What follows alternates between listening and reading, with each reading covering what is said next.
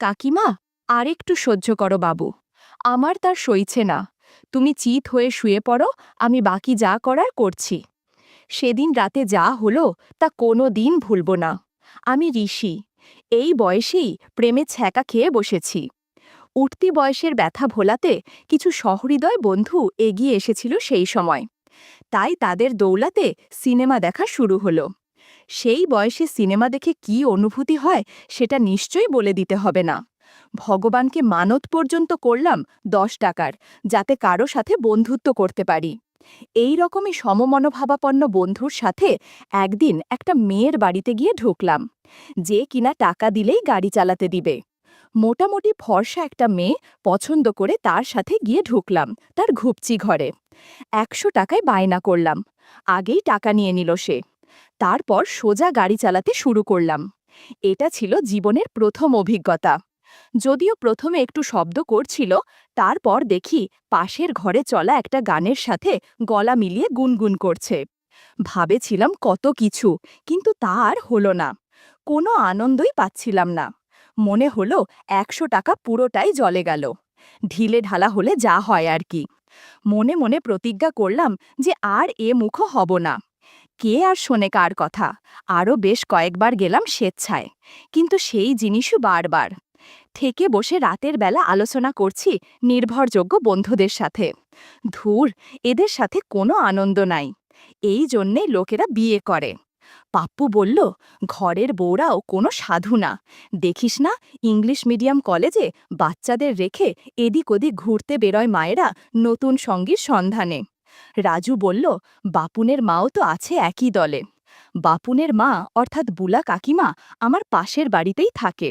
ওর ছেলে বাপুন আমার বন্ধু। পাড়ায় খুব একটা মেলামেশা করে না, একটু লাজুক ছেলে। ওর মাকে আমি বুলা কাকিমা বলে ডাকি। আমি কৌতূহল আটকাতে পারলাম না। রাজুকে জিজ্ঞাসা করলাম, তুই কি করে জানিস? রাজু কোনো সঠিক উত্তর দিতে পারল না। যা বলল সবই আমার জানা। এরপর অনেক অনুসন্ধান করেছি, কিন্তু কেউ কোনো প্রমাণ দিতে পারেনি যে বুলা কাকিমা সত্যি এরকম। সত্যি বলতে কি, বুলা কাকিমাকে আমার দারুণ লাগে। মুখটা পুরো মনমোহন সেনের মতো, স্টাইলিশ, চুলগুলো ঘন কালো, কাঁধ পর্যন্ত লম্বা, আর দারুণ ফর্সা। দেখলেই যেন মন ভালো হয়ে যায়। সেই কবে থেকে বুলা কাকিমাকে কল্পনা করে আসছি, কিন্তু কখন কিছু করা হয়নি। আস্তে আস্তে নিজের একটা ফ্যান্টাসির জগৎ তৈরি হলো, যে জগতে শুধু আমি আর বুলা কাকিমা। রিয়া আমার হবু বউ, ফোনে আমরা বেশ গল্পই করি। একদিন সেই রকম আলোচনায় ঘুরতে ঘুরতে রিয়া বলল, তোমাদের পাশের বাড়ির বউটা একটু অন্যরকম না? জিজ্ঞাসা করলাম কেন? ও বলল, না, সেদিন বিউটি পার্লারে গিয়েছিলাম, দেখি উনি বিশেষ জায়গার ওয়্যাক্স করাচ্ছে। আমি বললাম, তুমি কি করে বুঝলে যে ওখানের ওয়্যাক্স করাচ্ছে? ও বলল, সবার সামনেই তো করে, শুধু টাওয়েল দিয়ে আড়াল করা থাকে। ভদ্র মহিলা খুব একটা সুবিধের না। আমি বললাম, যেন? ও বলল, আমি দেখেছি অনেকদিন গড়িয়াহাটে কয়েকটা ছেলের সাথে। বেশিরভাগ ওই সব ছেলেদের সাথে ঘোরে উনি। দেখো, তোমার তো পাশের বাড়ি, তোমার ওপর আবার নজর না পড়ে। আমি যা পারবো না, হয়তো উনি দিয়ে দেবেন তোমার পছন্দের জিনিস। দারুণ লাগবে তোমার, বলে খিলখিল করে হেসে উঠল আর ফোন কেটে দিল। সন্ধেবেলা ঠেকে বসে আছি, দেখি বাপুন কোথাও বেরোলো। আমি সবাইকে বললাম যে দাঁড়া, একটু ঘুরে আসি। সোজা বুলা কাকিমার বাড়িতে চলে গেলাম। দরজায় নক করতেই বুলা কাকিমা দরজা খুলে আমাকে দেখে একটু অবাক হলো। বলল, কি রে, কি ব্যাপার? আমি বললাম, কাকিমা, বাপুর নেই? কাকিমা বলল, না, ও তো কম্পিউটার ক্লাসে গেছে। আমি বললাম, আমার একটা বই দরকার ছিল ওর থেকে। কালকে একটা টিউশনি আছে, তাই ভাবছিলাম একটু রিভিশন দিয়ে নেই। কাকিমা বলল, তো বাপুন ফিরে আসুক, তারপরে আসিস। বুঝলাম কাকিমা সহজে রাজি হবে না, তাই সেখান থেকে ফিরে এলাম। রাতে আবার উঁকি দিলাম। এবার বাপুন ঘরেই আছে। আমাকে দেখে বাপুন বলল, আয় আয়, ভেতরে আয়। বুলা কাকিমা একটা হালকা নাইটি পরে আছে। কেমন যেন একটা অনুভূতি হলো। আমি পা তুলে ক্রস করে বসলাম। কাকিমা কিছু বুঝল কিনা জানি না, তবে কাকিমা একটা ওড়না জড়িয়ে নিল। মনে মনে বললাম, বাইরে পূজা, ভেতরে খেলা, মুখে মেলা। কিছুক্ষণ আলোচনা করে বেরিয়ে আসছি। কাকিমা গেট দেওয়ার জন্য নিচে নেমে এলো, আমার পিছন পিছন। বাপন বসে টিভি দেখছে। আমি গেটের কাছে এসে ঘুরে দেখলাম কাকিমা আমাকে কেমনভাবে দেখছে যেন। মনে হয় জাদুর লাঠি দেখে ফেলেছে। কাকিমা সেদিকে একবার আর চোখে দেখল। আমাকে জিজ্ঞেস করল, কিরে, তোর সমস্যা মিটেছে? আমি বললাম, হ্যাঁ কাকিমা। কাকিমা বলল, ঠিক আছে বাবা, মন দিয়ে পড়াশোনা কর। আমার ছেলে তো পড়তেই চায় না। মনে মনে বললাম, ধুর ধুর বাবা বলে দিল। চালাকি করে কাকিমাকে একটু আস্তে করেই বললাম, সেদিন আপনাকে রবীন্দ্র সদলে দেখলাম। কাকিমা একটু চমকে বলল, হ্যাঁ, একটা বিয়েবাড়ি যাওয়ার ছিল। তুই কি করছিলি? গার্লফ্রেন্ড নিয়ে গেছিলি নাকি? বেশ মিষ্টি দেখতে মেয়েটা, আজকে দেখলাম দুপুরে তোর বাড়িতে ঢুকতে। আমি বললাম, হ্যাঁ, ওকেই তো পড়াই। কাকিমা বলল, ও, ওকে পড়াস? বাহ, আগে তো আসতে দেখিনি কোনো দিন।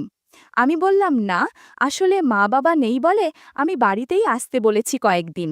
কাকিমা বলল, ও, তো মা বাবাকে বলে দিলেই তো পারিস। লুকিয়ে লুকিয়ে নিয়ে আসলে নানা লোকে নানা কথা বলবে, তাই না? ও একটা ইয়াং মেয়ে, বদনাম হবে, কি দরকার এসবের? আমি বললাম, না না, মা বাবা জানলে সমস্যা হবে।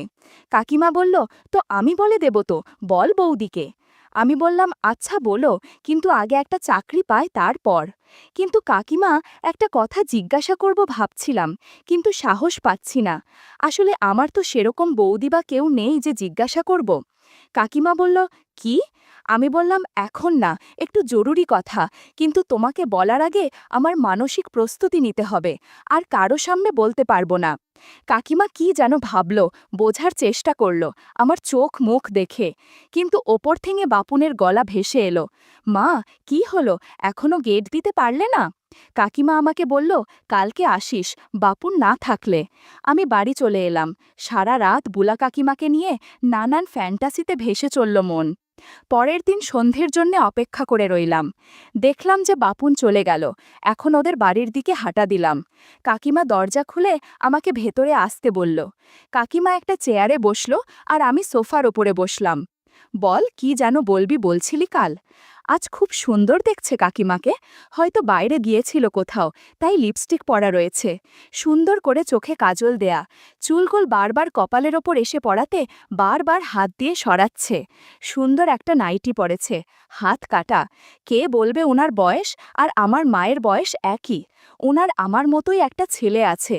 আমি আমতা আমতা করে বললাম, কি করে বলি বলে তো দিলাম, যে আপনার সাথে আলোচনা করব, কিন্তু কিভাবে বলবো বুঝতে পারছি না আসলে। আরে বলে ফেল, ভাবছিস কি এত? বুলা কাকিমা আমাকে তাড়া দিল। আমি অভিনয় করে বললাম, আসলে কাকিমা হয়েছে কি, সেদিন যে রিয়াকে আসতে দেখলে। কাকিমা বলল, কি হয়েছে বলবি তো? আমি বললাম, তুমি বলো, যে কাউকে বলবে না, তোমার ভালো না লাগলেও। কাকিমা বলল, ঠিক আছে ঠিক আছে, তুই বল, বেশি সময় নেই। আমি আর রিয়া বিদেশি বেলুন ছাড়াই আনন্দ করেছি।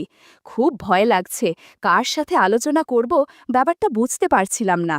বুলা কাকিমা একটু চুপ করে রইল, গম্ভীরভাবে।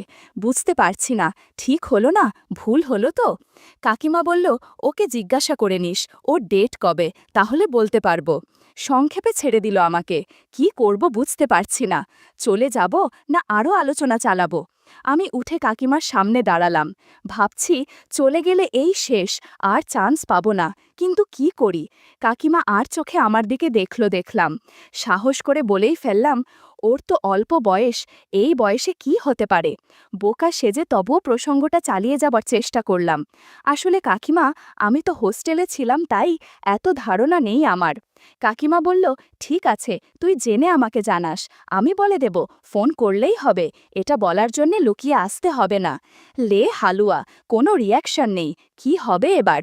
লাস্ট ট্রাই করি, যা হওয়ার হবে। আসলে ও এত জোর করল, আমি থাকতে পারিনি সেদিন। এই বয়সী মেয়ে কেন যেন ভালো লাগে না, ওকে বিয়ে করে কি করে সুখী হব তাও জানি না। বুলা কাকিমা চুপ করে রইল, মুখে বিরক্তিতে ভরা। আমি এগিয়ে এলাম কাকিমার দিকে, সাহস করে পায়ের কাছে হাঁটু গেড়ে বসে বললাম, আমার আপনাকে খুব ভালো লাগে, জানি না কেন। খুব গম্ভীর হয়ে গেল মুখটা ওনার। আমি তাও বলে চললাম, আমি সব সময় আপনাকেই কল্পনা করি। তারপর একটু ছক করে বললাম, পাড়ার ছেলেরা আপনার সম্বন্ধে খারাপ কথা বললে আমার খুব কষ্ট হয়, জানি না কেন। বুলা কাকিমা থম মেরে আছে, মুখে চোখে বিরক্তি। আমিও নাছোড়বান্দা। আমি উনার কোলে মাথা রেখে বলে চললাম যে, যাই বলুক, আমার আপনাকে ভালো লাগে। আপনার নাও লাগতে পারে। আপনি রাস্তা দিয়ে হেঁটে গেলে আমি অপলকভাবে তাকিয়ে থাকি। আবার ছক করে বললাম, সেদিন রবীন্দ্র সদন থেকে আপনি একটা ছেলের সাথে চলে গেলেন। আমার বুক ফেটে যাচ্ছিল, হিংসে হচ্ছিল আমার সেই ছেলেটার ওপরে। কি করব বলুন, আমি বেকার আপনাকে নিয়ে কোথাও বেড়াতে যাব বা দামি কিছু গিফট কিনে দেব, সেই ক্ষমতা আমার নেই। আমি অনেক আশা নিয়ে বোলা কাকিমার দিকে তাকালাম, দেখি মুখে চোখে সেই একই বিরক্তি। মনে মনে বললাম, এ তো সাধু সেজে লাভ নেই, সব জানি আমি। কোনো উপায় না পেয়ে জাদুর লাঠি তার হাতে দিলাম, তবুও কোনো উত্তর নেই। আর কোনো উপায় না পেয়ে আমি বেরিয়ে এলাম বুলা কাকিমার বাড়ি থেকে। ঠেকে বসে কি করলাম সেটা ভাবতে ভাবতে বহুদিন কেটে গেল। আমার ফ্যান্টাসি রয়ে গেল। দ্রুত রিয়ার সাথে বিয়ে ঠিক হয়ে গেল। আমিও ভাবলাম, আর কতদিন এইভাবে থাকা যায়, ঘরেই নিয়ে আসি ওকে। বৌভাতের দিন বুলা কাকিমা এলেন। সেই ঘটনার পরে আমিও এড়িয়ে যেতাম, আর উনিও আমাকে এড়িয়ে যেতেন। আজ আমাকে একা পেয়ে আমার কাছে এসে বলল, সেদিন রিয়ার ঘটনাটা নিশ্চয়ই সত্যি ছিল না, তাই না? আমি খুব লজ্জায় পড়ে গেলাম। উনি আমাকে বুঝে ফেলেছেন পুরোপুরি। আমি হাঁ করে ওনার দিকে তাকালাম। কাকিমা বলল, এখন রিয়ার সাথে বিয়ে হচ্ছে, এখন আর সমস্যা হবে না। ভালোভাবে গাড়ি চালাস আর বিদেশি বেলায় সাথে রাখিস। কাকিমার কথা শুনে আমি নিজের কানকে বিশ্বাস করতে পারছিলাম না। এবার যা, তোর বউ আবার সন্দেহ করবে যে আমার সাথে কি ফিসফিস করছিস। আমার মাথার মধ্যে বুলা কাকিমা ঘুরছে। অ্যারম বাউন্সার দেবে ভাবিনি, একদম মাথায় বল লাগলো। রিয়ার দিকে তাকিয়ে দেখি ও পরীর মতো সেজে ওর বান্ধবীদের সাথে হাসি ঠাট্টা করছে, মাঝে মাঝে আমার দিকে তাকাচ্ছে। এখনও সেরকম ভিড় হয়নি, পাড়ার লোকজন তো আস্তে আস্তে প্রায় ৯টা বাজবে। বুলা কাকিমা আজকে বেশ গুছিয়েই এসেছেন মনে হয়। আরও দু একজন পরিচিতকে পেয়ে বুলা কাকিমা সেদিকে ভিড়ে গেল। আমি আর চোখে বারবার দেখতে শুরু করলাম। আজ আমার ফুলসজ্জা, একদিকে নতুন বউ, একদিকে কাকিমা। কাকিমা আজকে দারুণ সেজেছে, সবুজ একটা বেনারসি পরেছেন, সাথে স্লিমলেস ব্লাউজ। আমার মায়ের পাশে দাঁড়িয়ে আছেন উনি, দেখে মনে হচ্ছে যে রিয়ার কোনো বান্ধবী। রিয়াকেও আজ ডানাকাটা পরি ছাড়া আর কিছুর সাথে তুলনা করা যায় না। কলকাতার টপ মেকআপ আর্টিস্ট ওকে আজ যত্ন করে সাজিয়েছে। কিন্তু আমি ঘুর করতে শুরু করলাম বুলা কাকিমার আশেপাশে। বুলা কাকিমা সেটা বুঝেও আমাকে প্রশ্রয় দিচ্ছিল। জানি না কেন, কেমন একটা মনে হচ্ছিল লোকজনের ভিড় এড়িয়ে বুলা কাকিমাকে নিয়ে কোথাও চলে যাই, কিছুক্ষণ সময় কাটিয়ে আসি। সেটা সম্ভব না, ভালো করেই জানি। কাকিমা আমার দিকে কপট রেগে বললেন, আজকে তো নতুন বউ, আমার মতো বুড়ি হঠাৎ কেন পছন্দ? বলেই আমার উত্তরের অপেক্ষা না করে অন্যদিকে চলে গেল। আমি জানি এবার সময় আর সুযোগের সন্ধানে থাকতে হবে, শুধু ধৈর্য ধরে অপেক্ষা করতে হবে। আস্তে আস্তে ভিড় ফাঁকা হয়ে এলো। সবাই বিদায় নিচ্ছে নবদম্পতিকে শুভেচ্ছা জানিয়ে। বুলা কাকিমা রিয়ার দিকে এগিয়ে গিয়ে কি বলল যেন, রিয়া লজ্জায় লাল হয়ে গেল। রাতে রিয়ার সাথে অনেক সময় কাটিয়েছি, কিন্তু প্রতিবার বুলা কাকিমার কথা মাথায় আসছিল। বিয়ের পর রিয়াকে আড়াল করে করে অনেক কথা বলেছি বুলা কাকিমার সাথে। যখনই কথা হতো আমার আর রিয়ার ব্যাপারে জিজ্ঞাসা করত, আমি ভালো করে গাড়ি চালিয়েছি নাকি, এইসব। আমিও খোলামেলাভাবে গুছিয়ে বলতাম। একদিন ফোনে আমি রেগে গিয়ে বলেই দিলাম, আচ্ছা সত্যি করে বলো তো, তুমি কি আমাকে গাড়ি চালাতে দেবে না কাকি? কাকিমা বলল, সেটা যে সম্ভব না তুই ভালো করে জানিস। আমি রাগে ফোনটা কেটে দিয়েছিলাম। এরপর বহুদিন কথা হয়নি। একদিন আমি এক ভদ্রলোকের সাথে দেখা করতে টলিগঞ্জ গেছি। ফেরার সময় দেখি একটা অটোতে করে বুলা কাকিমা ফিরছে। আমাকে দেখে অটো থামিয়ে আমাকে উঠতে বলল। আমি উঠব না, তাও জোর জার করে অটোতে উঠালো। অটোওয়ালাকে বলল, ভাই গলফ ক্লাবের দিকে নিন তো। আমরা গল্ফ ক্লাবের নির্জন রাস্তা দিয়ে হাঁটা শুরু করলাম। কাকিমা প্রথমে বলল, রেগে আছিস কেন? নানা কথাবার্তায় রাগ কমল। ঠিক হলো যে যখন সুযোগ হবে বুলা কাকিমা আমাকে ডাকবে। একদিন কাকিমা ফোন করে বলল, আমার বাড়িতে আয়। আমি 6-9 চিন্তা না করে সিঁড়ি দিয়ে উঠলাম। দরজা নক করতে বুলা কাকিমা দরজা খুলে দিল। আমি থমকে গিয়ে দেখলাম যে আমার জন্যে এত আয়োজন। গাছের বাতাবি লেবু রেডি করে রেখেছে, চোখে একটা ব্লু কন্টাক্ট লেন্স পরেছে, আইলাইনার দিয়ে সুন্দর করে চোখ আঁকা, সুন্দর একটা শাড়ি পরেছে, সাথে স্লিভলেস ব্লাউজ। আমি ঢুকেই ভালো করে দেখলাম কাকিমাকে। যুবতী মেয়ের মতো অপেক্ষা করছে আমার জন্য। বুক ধকধক করছে, এতদিনের স্বপ্ন পূরণ হওয়ার লক্ষ্যে এগিয়ে এসেছে। বুলা কাকিমা আমার দিকে তাকিয়ে আছে, আমিও ওর গভীর চোখের দিকে তাকিয়ে আছি। আস্তে আস্তে করে বলল, কিরে, গাড়ি চালাবি না? বুলা কাকিমার ধৈর্য শেষের দিকে। আমি বললাম, শাড়ি আর পেটিকোট উজে নাও, তারপর এখানে বসো। কিছুক্ষণ পর গাড়ি চালাতে শুরু করলাম। কাকিমা বলল, হায় ভগবান, আমি বোধহয় শেষ হয়ে যাব, আস্তে আস্তে চালাও। ইউটিউবের করা নিয়মের কারণে কিছু ঘটনা সরাসরি বলা যাচ্ছে না। তোমরা কমেন্টে দেয়া লিঙ্ক থেকে আমার ওয়েবসাইট ভিজিট করো, সেখানে একদম মনের মতো গল্প দেয়া আছে, যেগুলো ইউটিউবে পাওয়া যায় না। সারা ঘরে অদ্ভুত শব্দ।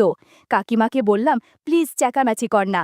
উপায় না পেয়ে কাকিমার মুখে একটা রুমাল দিয়ে দিলাম। আরও 20 মিনিট পর কাকিমাকে বললাম, আশীর্বাদের প্রসাদ খাবে নাকি? কাকিমা একবারে তৈরি হয়ে গেল। তারপর কাকিমাকে প্রসাদ খাইয়ে আশীর্বাদ করে বললাম, ভগবান তোমার মঙ্গল করুক। একটু পর আমরা সেখানেই বিশ্রাম নিচ্ছি। কাকিমা বলল, রিয়ার কি হবে? আমি বললাম, কি হবে আবার, ও আমার সাথেই থাকবে।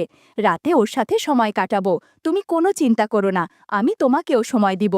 সেদিন রবীন্দ্র সদনে ওই ছেলের সাথে কি করছিলে বলো তো? কাকিমা বলল, এতক্ষণ যা করেছি ওই ছেলের সাথে ঠিক একই কাজ করেছি। রবীন্দ্র সদনে পূর্ব দিকে একটা ফাঁকা পরিত্যক্ত বিল্ডিং আছে, ওইখানে প্রায় দিনই আমি যাই কারো না কারোর সাথে। আমি বললা, কেন, কাকাবাবু তোমাকে সময় দেয় না গো?